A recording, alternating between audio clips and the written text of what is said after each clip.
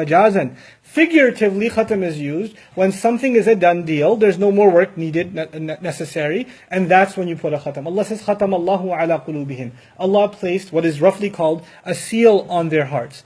We know what that means? That their hearts have demonstrated all the goodness that they could have exhibited has been exhausted. They didn't exercise any of the good Allah put in their hearts.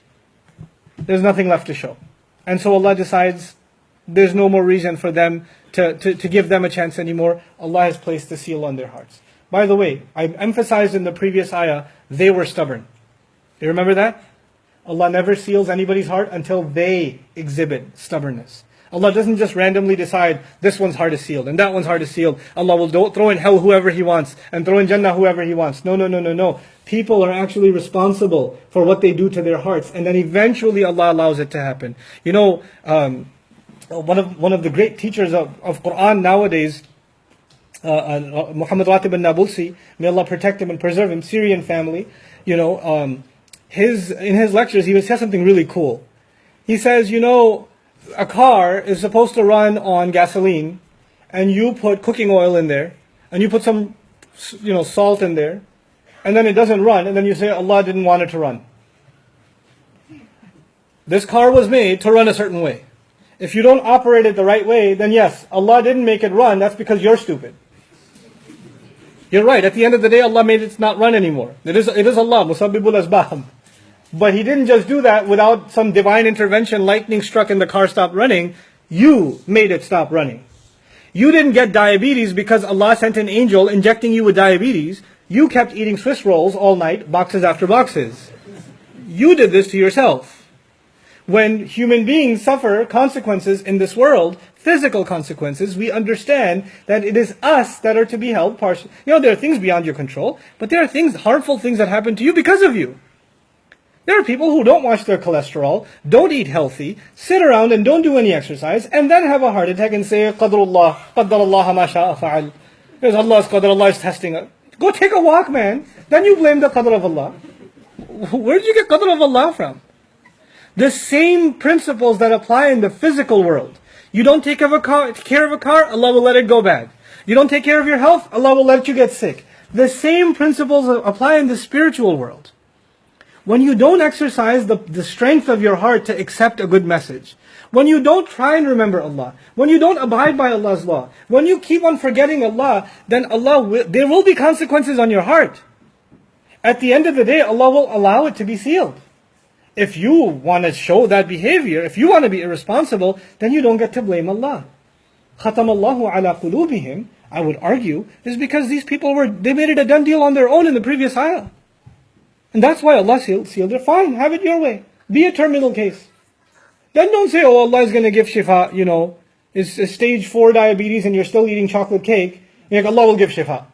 No, you've basically sealed your deal. Khatam Allah ala batnik. You know, you're a done deal. You're a closed case because you don't want to hear it. But now just some things a little bit further about the idea of qulub. What is in the heart? In the Quran, what do we learn? What emotions lie inside of the heart? The heart is the place of love. When Allah places a seal on the heart, they're incapable of loving what they should. Things that deserve love, they hate. They're supposed to love the believer, they start hating the believer. They're supposed to love truth, they develop a hatred for the truth. They're supposed to love justice, they develop a hatred for justice. Subhanallah.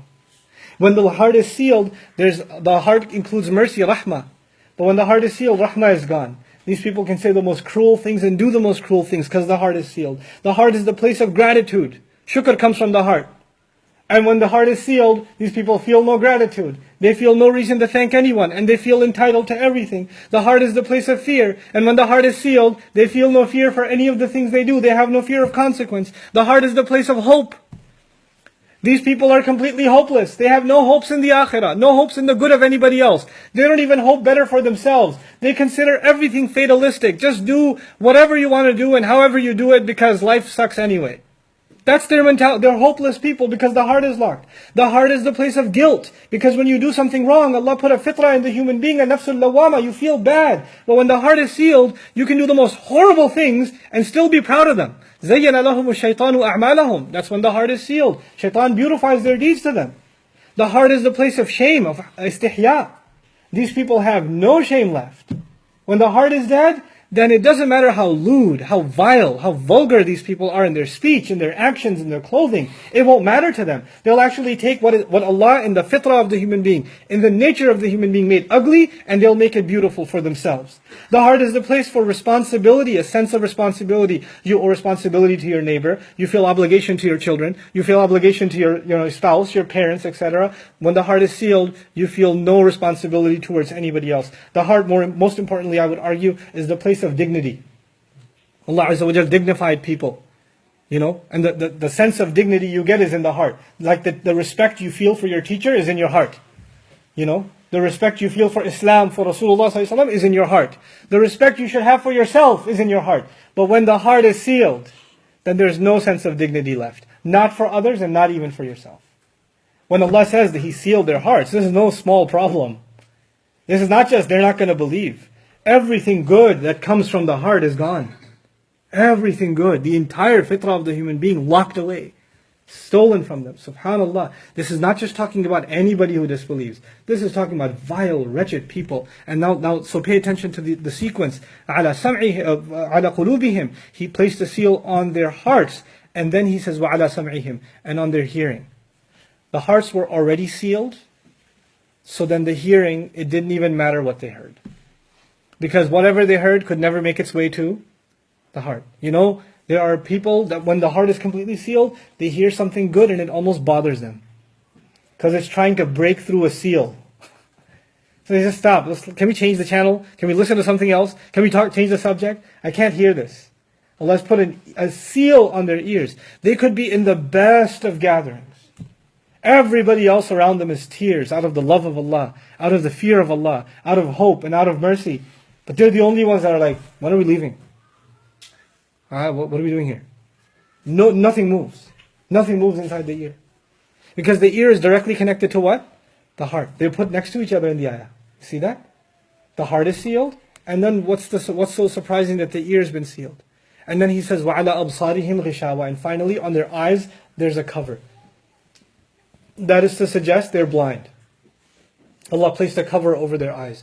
When somebody is blind, it doesn't matter if you put a cover on them or not. سَوَاءٌ عَلَيْهِمْ. When they refuse to see the truth, when they refuse to see guidance for what it is, when they refuse to reflect on the world around them, this beautiful eyes that Allah gave us is so we can see Allah's creation and reflect. When you fail to exercise that capability, then Allah will let you see the world, but He won't let you see the guidance in it. All the things Allah created around us, He says, فِيهِ آيَاتٌ إِنَّ فِي ذَلِكَ لَآيَةً. In it, there's an ayah. The tree has an ayah in it. The sky has an ayah in it. The bird has an ayah in it. When the eye is covered, then you'll see the bird, and you'll see the sky, and you'll see the tree. You will never see what? You won't see the ayah. You won't see what it points to. You just, it's like you see the door, you never see what's behind the door. It's just blocked from you. This is وَعَلَى أَبْصَارِهِمْ غِشَاوَةٌ. This